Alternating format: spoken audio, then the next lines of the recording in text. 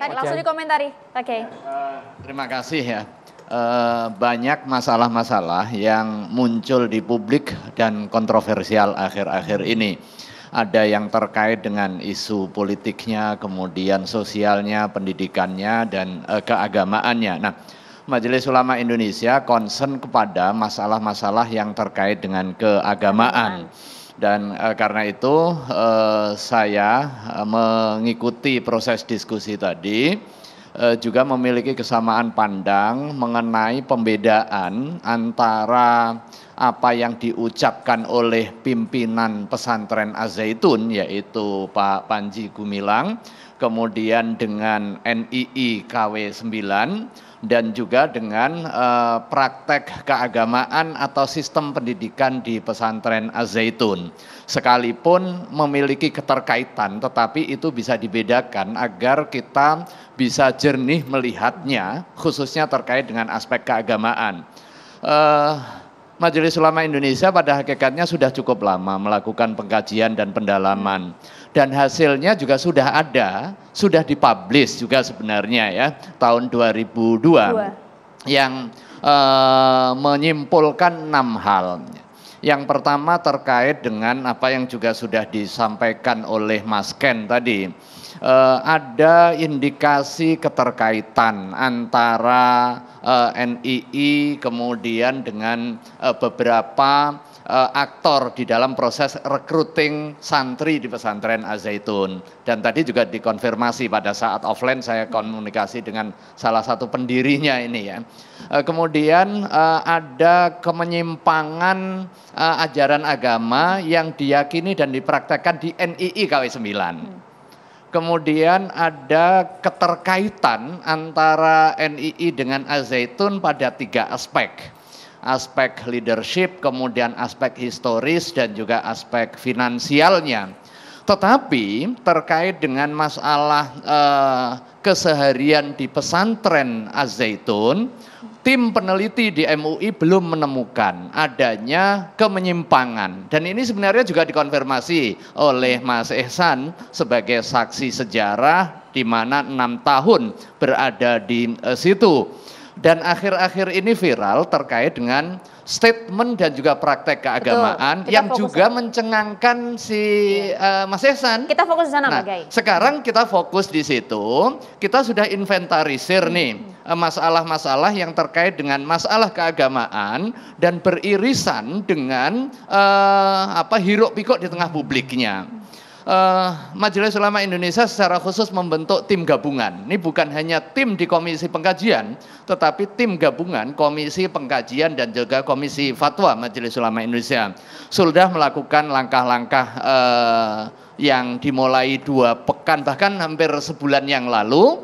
Kita sudah turun, tadi Mas Najih juga menyampaikan, kita sudah berkirim surat, kita sudah turunkan tim dengan 2 tim.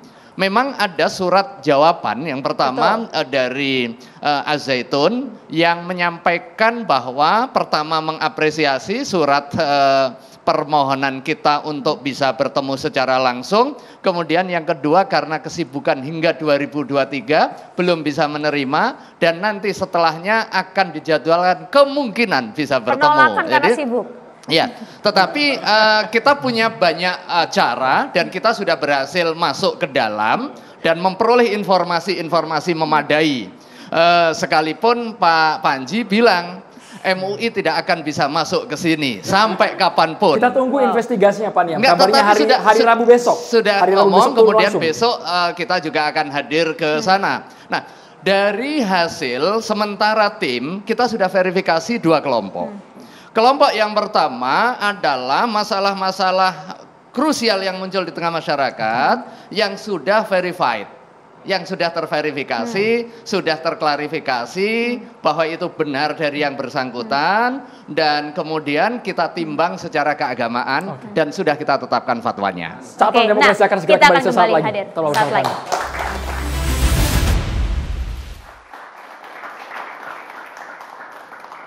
Bismillahirrahmanirrahim. Assalamualaikum warahmatullahi wabarakatuh.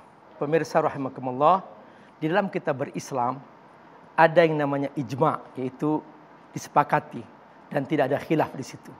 Ada istilah yang disebut dengan al-ma'lum minad-din bid-darurah. Ada yang diketahui secara umum dan tidak ada khilaf di situ. Maka ketika ada orang mengingkari kebenaran itu, maka disebut dia menyimpang. Misalnya, dia tidak mau mengakui bahwa haji itu harus ke Mekah, maka dia menyimpang. Dia misalnya tidak mau melaksanakan sholat duhur misalnya 4 rakaat. Dia mengatakan sholat duhur 5 rakaat. Pasti menyimpang. Nah, dia mengatakan bahwa zina halal misalnya. Maka itu menyimpang. Maka setiap menyimpang pasti akan menimbulkan kegaduhan. Nah, dalam konteks penyimpangan seperti ini ada 2 hal yang harus dilakukan. Yang pertama bahwa orang yang melakukan penyimpangan hendaklah dia mengakui bahwa aku sebenarnya menyimpang. Atau dia mengatakan bahwa aku keluar dari Islam. Sebaiknya begitu. Atau dia mengatakan bahwa agamaku bukan Islam. Itu lebih bagus. Karena kalau dia masih mengaku dirinya Muslim, tapi dia terus menyebabkan penyimpangan, maka ini akan menyebabkan kegaduhan. Atau solusi yang kedua, hendaklah pemerintah turun tangan untuk menyelesaikan ini. Supaya tidak terjadi konflik di tengah masyarakat. Saya masih ingat dulu Abu Bakar As-Siddiq ketika sebagai khalifah terjadi sebuah penyimpangan. Ada sekelompok orang mengatakan bahwa aku tidak akan bayar zakat. Maka Abu Bakar sebagai pemerintah dia mengatakan, la uqatilanna man farraqa bainaz zakati was shalah. Aku akan perangi siapa yang membedakan antara salat dan zakat. Maka dengan cara seperti ini kita akan menemukan solusi yang terbaik. Karena inilah cara kita membangun sebuah kebersamaan dalam sebuah negeri yang kita cintai. Semoga Allah berkahi. Wassalamualaikum warahmatullahi wabarakatuh. Waalaikumsalam warahmatullahi wabarakatuh. Terima kasih banyak Ustadz Amir Faisal Fat, Mas Ken, Mas Najih, dan juga Mas Ihsan. Terima kasih banyak. Terima kasih Pak Kiai, Mas Roniam, kemudian Mbah Imam dan juga Bang Mustafa Nara, serta teman-teman dari Universitas Trisakti. Terima kasih banyak sudah hadir di Catatan Demokrasi. Demikianlah Catatan Demokrasi malam hari ini. Saya Andrew Merkuri. Saya Maris pamit. Terima kasih. Sampai jumpa.